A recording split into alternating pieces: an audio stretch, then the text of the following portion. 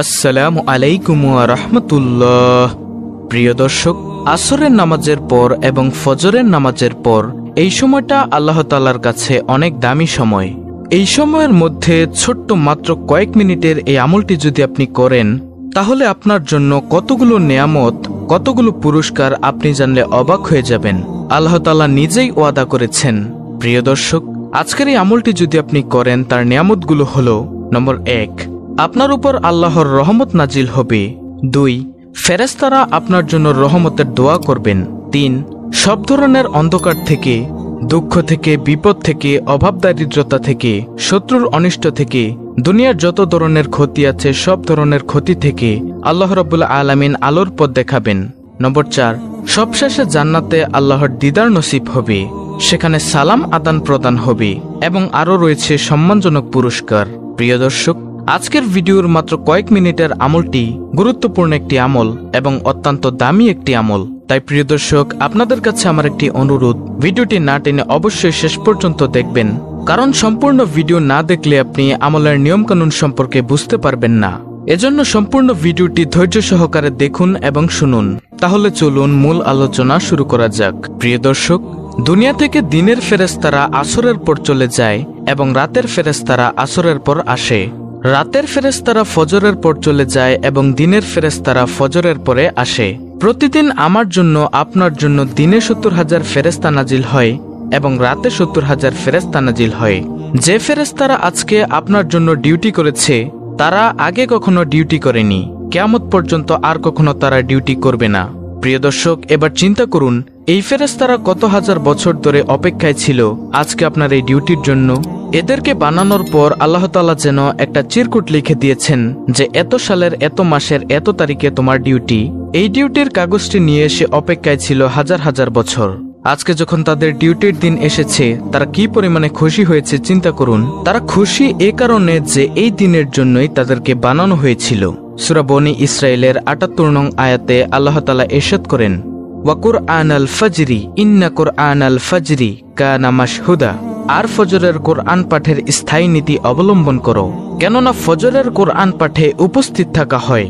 এই আয়াতের সম্পর্কে রাসূলুল্লাহ সাল্লাল্লাহু আলাইহি ওয়াসাল্লাম ইরশাদ করেন, এ সময় রাতের ফেরেশতারা এবং দিনের ফেরেশতারা উপস্থিত হয়। তিরমিজি শরীফের 3135 নং হাদিস, বুখারী শরীফের 555 নং হাদিসের বর্ণনা, যে ফেরেশতারা রাতে তোমাদের সাথে ছিলেন তারা আল্লাহর কাছে চলে যান। তখন আল্লাহ তাআলা তাদের জিজ্ঞাসা করেন, অথচ আল্লাহ তাদের সম্পর্কে বেশি জ্ঞান রাখেন। আল্লাহ তাআলা তাদের জিজ্ঞাসা করেন, তোমরা আমার বান্দাদের কি অবস্থায় রেখে এসেছ?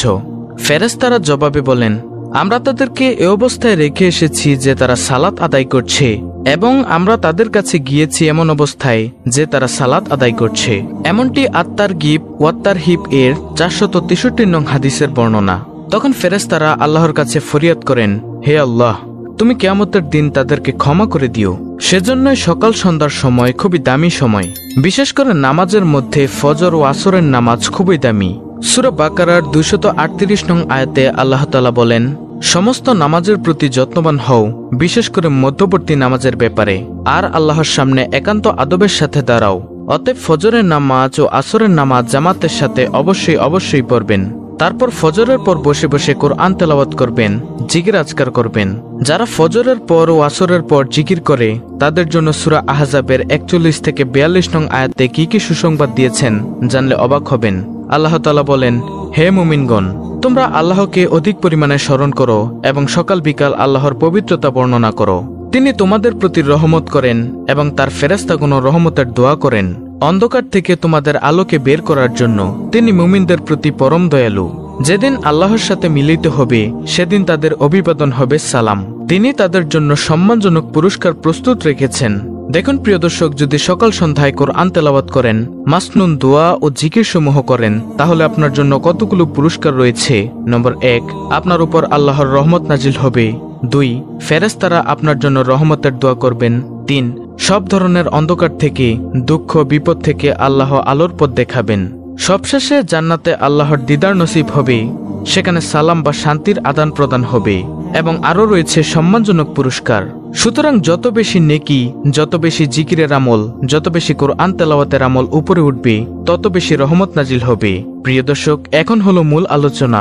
এখন আপনারা বলতে পারেন যে সকাল সন্ধ্যায় কি জিকির করবেন, তা অনেকে জানে না। তাই প্রিয় দর্শক, আমি সংক্ষেপে মাসনুন আমলগুলো বলে দিচ্ছি। আমলগুলো হলো ফজরের পর 3 বার সূরা ইখলাস, সূরা ফালাক, সূরা নাস পড়বেন এবং সন্ধ্যায় তথা মাগরিবের পরও একই আমল করবেন, অর্থাৎ 3 বার সূরা ইখলাস, 3 বার সূরা ফালাক, 3 বার সূরা নাস পড়বেন।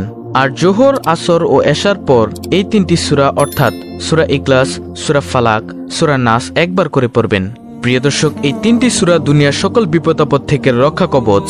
হাদিসটি রয়েছে আবু দাউদ শরীফে, হাদিস নম্বর 1523, তিরমিজি শরীফ 3575 নং হাদিস।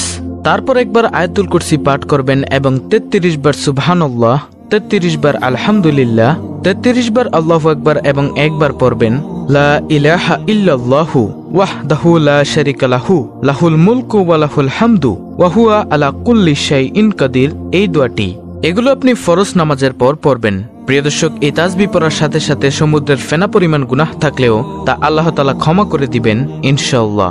এরপরে একবার পড়বেন আল্লাহুম্মা আইন্নি আলা যিকরিকা ওয়া শুকরিকা ওয়া হুসনি ইবাদাতিক। অর্থ হলো, হে আল্লাহ, আপনার স্মরণে, আপনার কৃতজ্ঞতা প্রকাশে এবং আপনার উত্তম ইবাদতে আমাকে সাহায্য করুন। আবু দাউদ শরীফের হাদিস, হাদিস নম্বর 1522। নবীজি সাল্লাল্লাহু আলাইহি ওয়াসাল্লাম তার সাহাবী মুয়াজ বিন জাবালকে বলেন, হে মুয়াজ, তুমি জীবনেও এই দোয়াটি ছাড়বে না। সুতরাং প্রিয় দর্শক, যারাই আজকের এই ভিডিওটি দেখছেন, এই হাদিসটি শুনছেন, তাদের কাছে অনুরোধ, আপনারাও জীবনে এই দোয়াটি ছাড়বেন না। এরপর ফজরের নামাজের পর 3 বার পড়বেন সুবহানাল্লাহি ওয়া বিহামদিহি আদাদা খলকিহি ওয়া রিজআ নাফসিহি ওয়া জিনাতা আরশিহি ওয়া মিদাদা কালিমাতিহি। অর্থাৎ আল্লাহর প্রশংসা সহ তার পবিত্রতা ঘোষণা করি, তার সৃষ্টির সংখ্যা পরিমাণ, তার নিজ মর্জি অনুযায়ী, তার আরশের ওজন বরাবর ও তার বাণীসমূহের সমান সংখ্যক প্রশংসা। মুসলিম শরীফের হাদিস, হাদিস নম্বর 2726, তিরমিজি শরীফ, হাদিস নম্বর 3555। তারপর সকাল সন্ধ্যা 3 বার করে পড়বেন আউযু বিকালিমাতিল্লাহিত তামাত্তি মিন শাররি মা খালাক। অর্থাৎ আমি আল্লাহর পরিপূর্ণ বাণীর উসিলায় তিনি যা সৃষ্টি করেছেন তার মন্দ হতে আশ্রয় প্রার্থনা করছি। মুসলিম শরীফের হাদিস, হাদিস নম্বর 2709। প্রিয় দর্শক, এই দোয়াটি পাঠ করলে আল্লাহর সৃষ্টি জগতের কেহ সারাদিন আপনার কোনো ক্ষতি করতে পারবে না। তারপর একবার সাইয়্যিদুল ইস্তেগফার পড়বেন। ক্ষমা প্রার্থনার এই দোয়াটি যদি কেউ সন্ধ্যাবেলায় পড়ে ওই রাতে মারা যায় অথবা সকালবেলায় পড়ে ওই দিনে মারা যায়, তবে সে জান্নাতে প্রবেশ করবে। বুখারী শরীফের হাদিস, হাদিস নম্বর 6323। আর প্রিয় দর্শক, সাইয়্যিদুল ইস্তেগফার হলো আল্লাহুম্মা আনতা রাব্বি লা ইলাহা ইল্লা আনতা খলাকতানি ওয়া আনা আবদুকা ওয়া আনা আলা আহদিকা ওয়া ওয়াদিকা মাসতাতু আউযু বিকা মিন শাররি মা সানাতু আবউ লাকা বিনিআমাতিকা আলাইয়া ওয়া আবউ লাকা বিযাম্মি ফাগফিরলি ফাইন্নাহু লা ইয়াগফিরুয যুনুবা ইল্লা আনতা। প্রিয় দর্শক, এটি হলো সাইয়্যিদুল ইস্তেগফার। এটি আপনারা পাঠ করবেন। প্রিয় দর্শক, আজকের ভিডিওর এই আমল ভিডিওতে যেভাবে আমি বলে দিয়েছি আপনারা সেভাবে নিয়মকানুন মেনে করবেন, তাহলে ইনশাআল্লাহ আপনি আমি ভিডিওতে যে ফজিলতের কথাগুলো বলে দিয়েছি সেগুলো অর্জন করতে পারবেন। প্রিয় দর্শক, অত্যন্ত গুরুত্বপূর্ণ একটি ভিডিওটি ভালো লাগলে অবশ্যই চ্যানেলটিকে সাবস্ক্রাইব করে বেল বাটন অল বাজিয়ে দিবেন। ভিডিওটিতে একটি লাইক দিবেন এবং কমেন্টে আমিন লিখবেন এবং অন্য মুসলিম ভাই বোনদের কাছে ভিডিওটি শেয়ার করে দিবেন যেন তারাও দেখে শিখে আমলটি করতে পারে। আল্লাহ রাব্বুল আলামিন আমাদের সকলকে সকাল সন্ধ্যায় বেশি বেশি জিকির আজকার ও দোয়া দুরূদ পাঠ করার তৌফিক দান করুন। আমিন।